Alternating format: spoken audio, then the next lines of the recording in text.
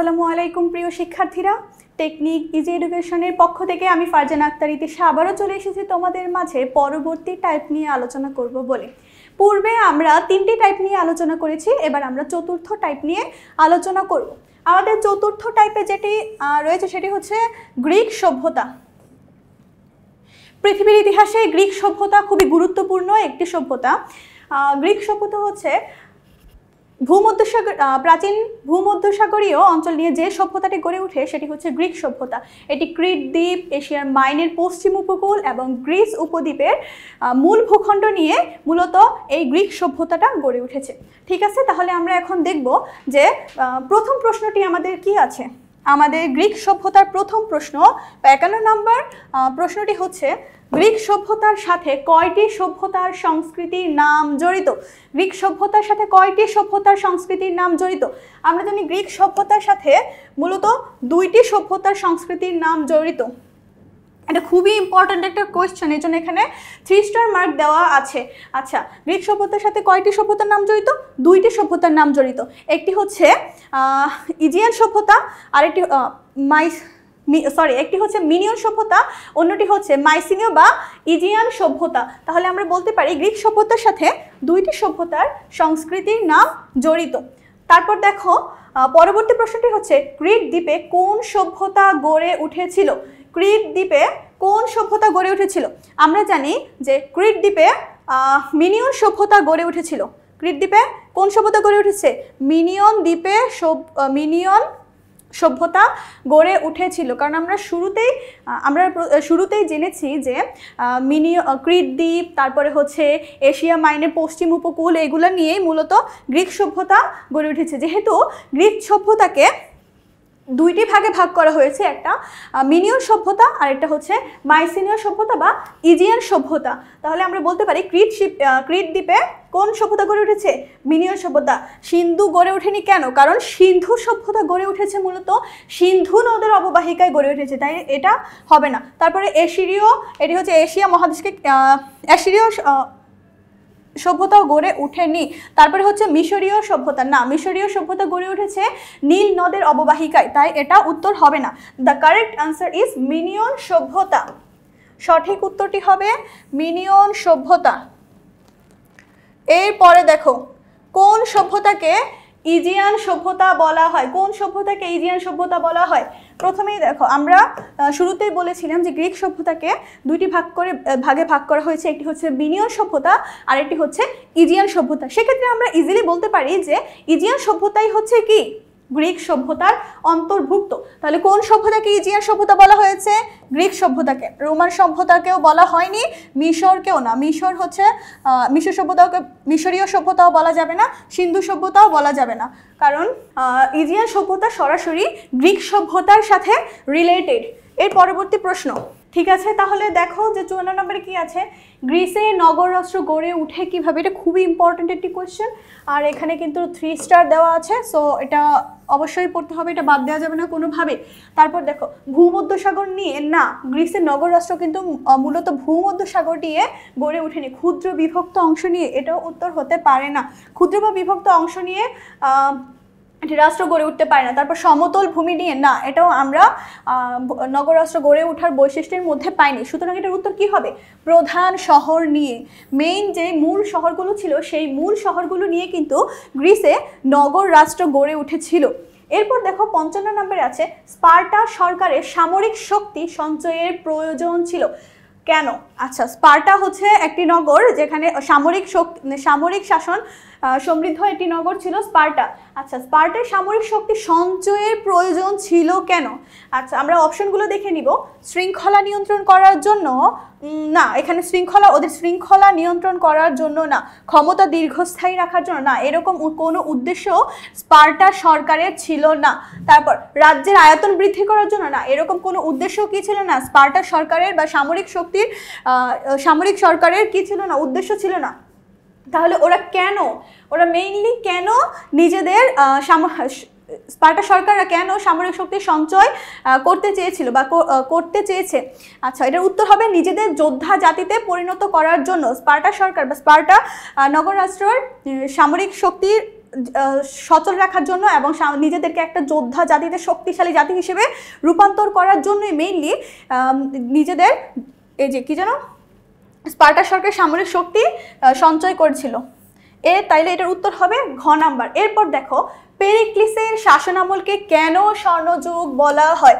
This is very very important. পেরিক্লিসের শাসনামলকে কেন স্বর্ণযুগ বলা হয়? তাহলে এখানে কিন্তু একের ভিতর দুই, এক প্রশ্নের মধ্যে আমরা দুইটা উত্তর পাচ্ছি। আর এটা খুবই খুবই ইম্পর্টেন্ট। এখানে 3 স্টার দেওয়া আছে, প্লাস এখানে বরিশাল বোর্ড 2024 এবং দিনাজপুর বোর্ড 2022 সালে কিন্তু এই প্রশ্নটা এসেছে।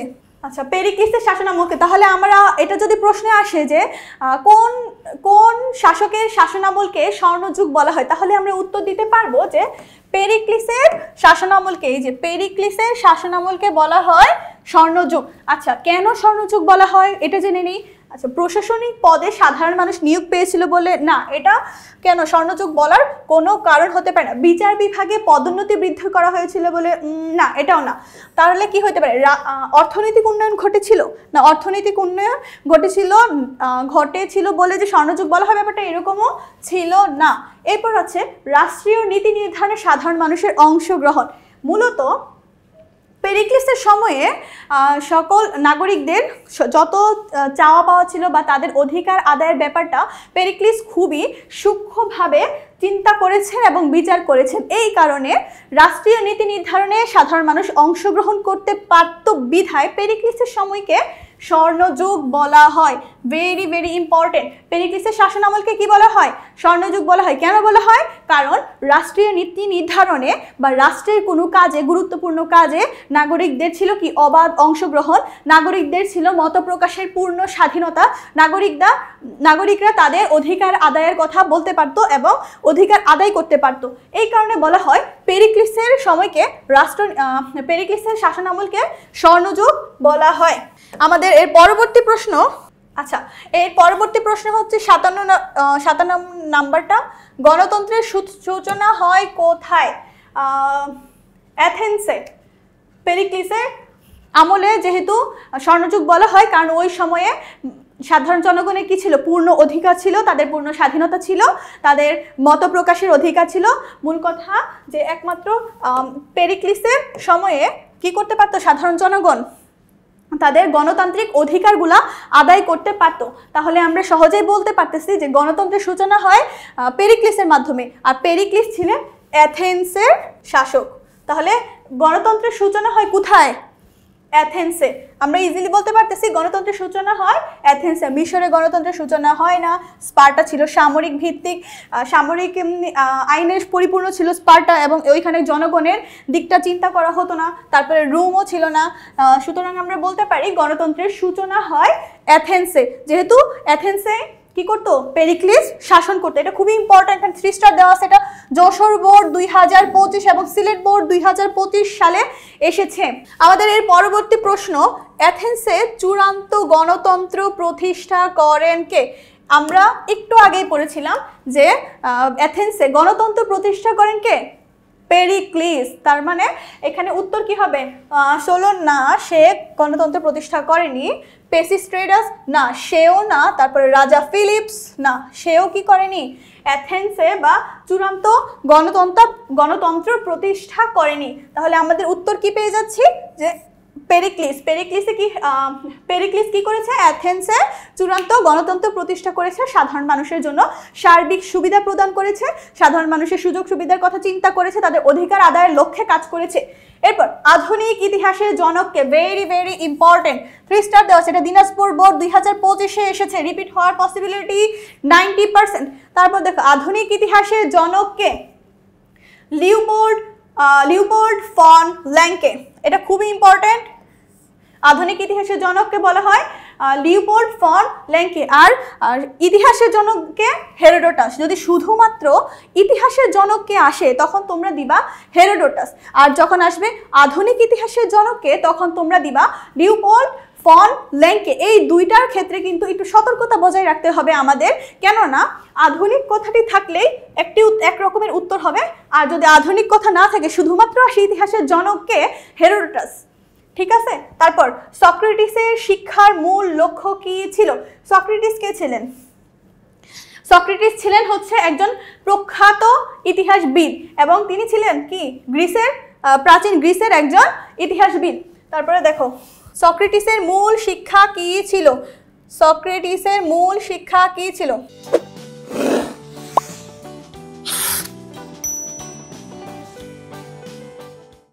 আচ্ছা, সক্রেটিস সর্বদা কাজ করতেন হচ্ছে কিভাবে দেশের উন্নতি হবে, কিভাবে রাষ্ট্রকে সামনের দিকে এগিয়ে নেওয়া যায়, একজন আদর্শ নাগরিক তৈরি করা যায়, একটি আদর্শ রাষ্ট্র উপহার দেওয়া যায়, সেটি ছিল সক্রেটিসের মূল শিক্ষা। আচ্ছা, আমরা অপশনগুলো পড়ে নিব।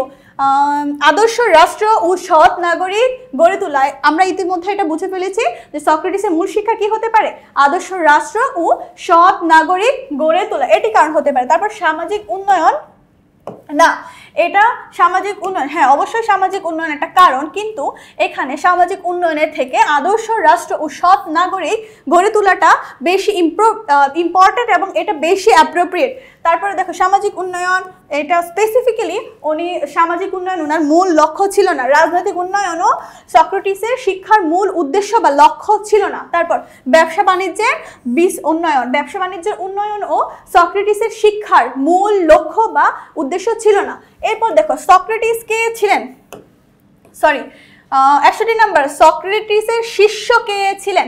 সক্রেটিসের শিষ্য কে ছিলেন? এটা খুবই ইম্পর্টেন্ট, এটা অনেক বেশি ইম্পর্টেন্ট, এটার সাথে আমরা 2-3টা কোয়েশ্চেন রিলেটেড আছে, সবগুলো একসাথে পড়ে নিব। সক্রেটিসের শিষ্য কে ছিলেন? প্লেটো। তার মানে ব্যাপারটা স্টার্ট হয়েছে কোথা থেকে? প্লেটো। সক্রেটিসের শিষ্য ছিলেন প্লেটো, তাহলে প্লেটোর শিষ্য কে ছিলেন? প্লেটোর শিষ্য ছিলেন এরিস্টটল, আর এরিস্টটলের শিষ্য কে ছিলেন? আলেকজান্ডার। তাহলে এটা আমরা ক্রমান্বয়ে মনে রাখবো। সক্রেটিসের শিষ্য ছিলেন প্লেটো, প্লেটোর শিষ্য ছিলেন এরিস্টটল, আর এরিস্টটলের শিষ্য কে ছিলেন? আইনস্টাইন। সক্রেটিসের শিষ্য, এই যে এখানে এভাবে আমরা দিতে পারি, সক্রেটিসের শিষ্য প্লেটো, প্লেটোর শিষ্য কে ছিলেন? এরিস্টটল। তারপরে এরিস্টটলের শিষ্য আইনস্টাইন না, আলেকজান্ডার। এখানে অপশনটা নাই। আচ্ছা, এতটুকু পর্যন্ত বুঝলেই হবে। এই 3টা থেকে যে কোনো একটা কোয়েশ্চেন আসতে পারে। সক্রেটিসের শিষ্য কে ছিলেন? প্লেটো। প্লেটোর শিষ্য ছিলেন এরিস্টটল, আর এরিস্টটলের শিষ্য ছিলেন আলেকজান্ডার। এই 3টা মনে রাখবা। বাংলাদেশের বড় বড় ভর্তি পরীক্ষা, নিয়োগ পরীক্ষা প্লাস যে কোনো পাবলিক ইউনিভার্সিটির পরীক্ষা, এই পরীক্ষাগুলো বিসিএস পরীক্ষা, এইসবের মধ্যে এই কোয়েশ্চেনটা অ্যাভেলেবেল থাকে। সক্রেটিস, প্লেটো আর হচ্ছে আলেকজান্ডারের সম্পর্ক। আচ্ছা, এর পরবর্তী প্রশ্ন হচ্ছে পৃথিবীর মানচিত্র প্রথম অঙ্কন করেন কারা? আচ্ছা, আমি তোমাদের একটা কথা জানিয়ে রাখি, সেটা হচ্ছে গ্রিক সভ্যতায় তারা কিসে কিসে পারদর্শী ছিল বা তারা কি কি আবিষ্কার করেছে। এর মধ্যে একটি হচ্ছে যে মানচিত্র অঙ্কন। তারা সামাজিক, তারপরে অর্থনৈতিক, রাজনৈতিক, আবার হচ্ছে যে এই গাণিতিক, এরকম অনেক বিষয়গুলোতে তারা কি করেছে? অবদান রেখেছে। তো এরকম দর্শন, এই সব কিছুর মধ্যে সবথেকে গুরুত্বপূর্ণ হচ্ছে দর্শন। তারা দর্শনে অনেক খ্যাতি অর্জন করেছে এবং খ্যাতি বা সুনাম অর্জন করেছে, এবং তাদের হস্তক্ষেপ অবর্ণনীয়। আচ্ছা, এরপর আমরা, এটা কিন্তু দিনাজপুর বোর্ড 2020 এবং সকল বোর্ড 2015 সালে এসেছে। আচ্ছা, আমরা এখন পড়বো যে পৃথিবীর মানচিত্র প্রথম অঙ্কন করেন কারা? অবশ্যই গ্রিকরা। পৃথিবীর মানচিত্র কারা আবিষ্কার করেন? গ্রিকরা। মানে বর্তমানে আধুনিকতার এই যুগে কিন্তু আমাদের গ্রিক সভ্যতারই প্রতিফলন হচ্ছে বর্তমানের এই আধুনিক যুগ। সুতরাং আমরা বলতে পারি মানচিত্রের প্রথম অঙ্কন করেন গ্রিকরা। এরপরে গ্রিক সভ্যতা পরিবেষ্টিত, আচ্ছা গ্রিক পরিবেষ্টিত ড্যাশ দ্বারা, আচ্ছা কি দ্বারা? ভূমধ্যসাগর, অড্রিয়াটিক সাগর, ইজিয়ান সাগর। আচ্ছা, গ্রিক পরিবেষ্টিত দ্বারা ভূমধ্যসাগর, হ্যাঁ গ্রিক ভূমধ্যসাগর দ্বারা পরিবেষ্টিত, তারপর অড্রিয়াটিক সাগর দ্বারাও পরিবেষ্টিত এবং ইজিয়ান সাগর দ্বারাও পরিবেষ্টিত। তাহলে আমরা বলতে পারি যে গ্রিক সভ্যতাটি কি দ্বারা, কোন 3টে সাগর দ্বারাই পরিবেষ্টিত। তাহলে এটা উত্তর হবে হচ্ছে ঘ। আমাদের এর পরবর্তী প্রশ্ন হচ্ছে গ্রিক সভ্যতার বিখ্যাত সাহিত্যিকদের মধ্যে কে ছিলেন? গ্রিক সভ্যতার বিখ্যাত সাহিত্যিকদের মধ্যে কে ছিলেন? অপশন 1 হচ্ছে সোফোক্লিস, হ্যাঁ উনি ছিলেন একজন বিখ্যাত সাহিত্যিক, তার মানে এটি কারেক্ট আনসার। এরপরে হচ্ছে অ্যাসকাইলাস, হ্যাঁ তিনিও ছিলেন কি গ্রিকদের একজন বিখ্যাত সাহিত্যিক। তারপরে কি আছে অ্যাপেলো। অ্যাপেলো খুবই ইম্পর্ট্যান্ট একটা টপিক। অ্যাপেলো হচ্ছে গ্রিকদের দেব দেবতার নাম ছিল, তিনি কোনো সাহিত্যিকের মধ্যে ছিলেন না। তিনি কে ছিলেন? গ্রিকের দেবতা। আচ্ছা তাহলে এটার উত্তর কি হবে? 1 এবং 2, নিচের কোনটি সঠিক? 1 এবং 2, ক নাম্বারটা সঠিক উত্তর। তারপরে দেখো এরপরে আমাদের আছে একটি উদ্দীপক, উদ্দীপকটি পরে আমরা 65 এবং 66 নং প্রশ্নের উত্তর দিব। উদ্দীপকটি হচ্ছে বোরহানপুর অঞ্চলের জনগণের ভোটে নির্বাচিত প্রতিনিধি মামুন জনপ্রতিনিধি হওয়ায় জনগণের কাছে দায়বদ্ধতা থেকে তিনি এলাকার সার্বিক উন্নয়নে যথেষ্ট ভূমিকা রাখেন। আচ্ছা আচ্ছা এই বোরহানপুর অঞ্চলের নির্বাচিত প্রতিনিধি মামুনের সাথে আমরা কার মিল পাচ্ছি? আমরা মিল পাচ্ছি এথেন্সের রাজা, মানে এথেন্সের শাসক পেরিক্লিসের সাথে অনেকটা মিল পাচ্ছি। তাহলে আচ্ছা আমরা প্রশ্নটা একটু দেখে নিই। উদ্দীপকে মামুনের জনপ্রতিনিধি হওয়ার পদ্ধতি নিচের কোন নগরাষ্ট্রের সাথে সামঞ্জস্যপূর্ণ? তাহলে আমরা মামুনের সাথে কোন শাসকের সামঞ্জস্য পাচ্ছি? তিনি হচ্ছেন পেরিক্লিস, গ্রিক শাসক পেরিক্লিস। আর পেরিক্লিস কোন অঞ্চলের শাসক ছিলেন? অ্যাথেন্সের। সুতরাং 65 নং প্রশ্নের উত্তর হবে অ্যাথেন্স। স্পার্টা ছিল না, স্পার্টা ছিল একটি সামরিক রাষ্ট্র। এটা ছিল না হরপ্পা, ছিল না হরপ্পা একটা সংস্কৃতি। থিপস সেটিও ছিল না। তাহলে আমাদের কারেক্ট আনসার কি? The correct answer is Athens, ক। কারেক্ট আনসার হচ্ছে কি অ্যাথেন্স বা ক। আচ্ছা এর পরবর্তী প্রশ্ন হচ্ছে 66 নম্বর প্রশ্ন। সবাই একটু দেখো, উক্ত পদ্ধতি গ্রহণের ফলে নগর রাষ্ট্রটিতে জনসাধারণের মধ্যে সন্তুষ্টি পরিলক্ষিত হয়। হ্যাঁ আচ্ছা ওদের জনসাধারণের মধ্যে সন্তুষ্টি পরিলক্ষিত হয়। তারপর কি আছে? যে উন্নয়ন অগ্রযাত্রা ত্বরান্বিত হয়। হ্যাঁ এটাও সঠিক। তারপরে জনসাধারণের সাথে বিচার বিভাগের সম্পর্ক প্রতিষ্ঠিত হয়। আচ্ছা উদ্দীপকের সাথে যেই শহর বা নগরের মিল পাওয়া যায় সেটি হচ্ছে অ্যাথেন্স। অ্যাথেন্স রাষ্ট্রের ওদের মূলনীতি কি ছিল? ওদের মূলনীতি ছিল জনসাধারণের মধ্যে একটি সন্তুষ্টি সৃষ্টি করা, তাদের উন্নয়ন পরিকল্পনা বাস্তবায়ন করা, জনগণের সাথে সরকারের কি একটা পজিটিভ রিলেশন রাখা, যেন প্রত্যেকটি সমস্যার সমাধান তারা করতে পারে এবং জনগণের আর্থসামাজিক উন্নয়নের দিকে তারা কি ছিল? অধীর আগ্রহী। সেক্ষেত্রে উক্ত পদ্ধতি গ্রহণের ফলে নগরাষ্ট্রতে কি কি হতে পারে? তিনটাই হতে পারে। জনসাধারণের মধ্যে সন্তুষ্টি আসবে, হ্যাঁ তাদের যখন সকল দায়িত্ব তাদের অধিকার যখন নিশ্চিত হবে তখন জনসাধারণের মধ্যে স্বাভাবিকভাবে একটি সন্তুষ্টি পরিলক্ষিত হবে। এরপর উন্নয়নের অগ্রযাত্রা ত্বরান্বিত হয়, যখন জনগণ খুশি থাকে বা জনগণের অধিকার আদায় হয়, জনগণের সার্বিক উন্নয়নের দিকে নজর রাখা হয়, তখন উন্নয়ন অগ্রযাত্রা কি হয়? ত্বরান্বিত হয়। এরপর জনসাধারণের সাথে বিচার বিভাগের সম্পর্ক প্রতিষ্ঠিত হয়। জনসাধারণের সাথে বিচার বিভাগের সম্পর্ক বলতে এখানে সাধারণ জনগণের সাথে সরকারের যেই পজিটিভ রিলেশনটা আছে সেটাকে বোঝানো হয়েছে।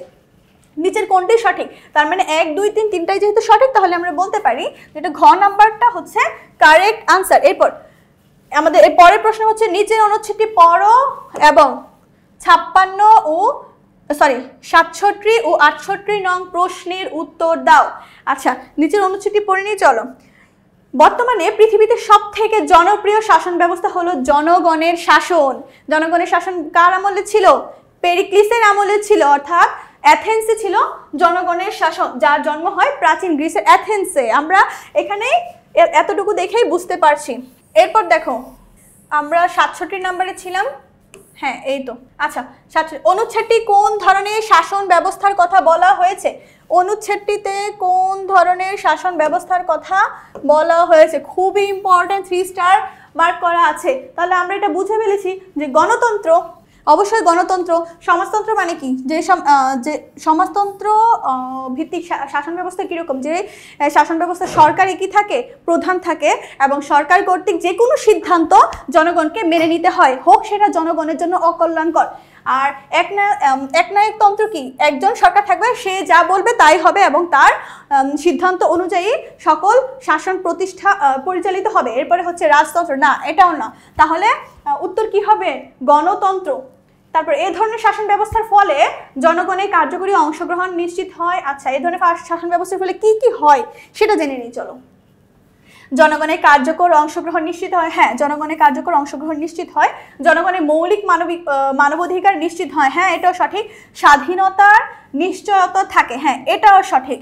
তার মানে কি এই ধরনের শাসন ব্যবস্থার ফলে, গণতান্ত্রিক শাসন ব্যবস্থার ফলে আমাদের কি কি হয় আমরা বুঝতে পেরেছি। সেক্ষেত্রে এটা উত্তরটি হবে কি ঘ, 1, 2 এবং 3।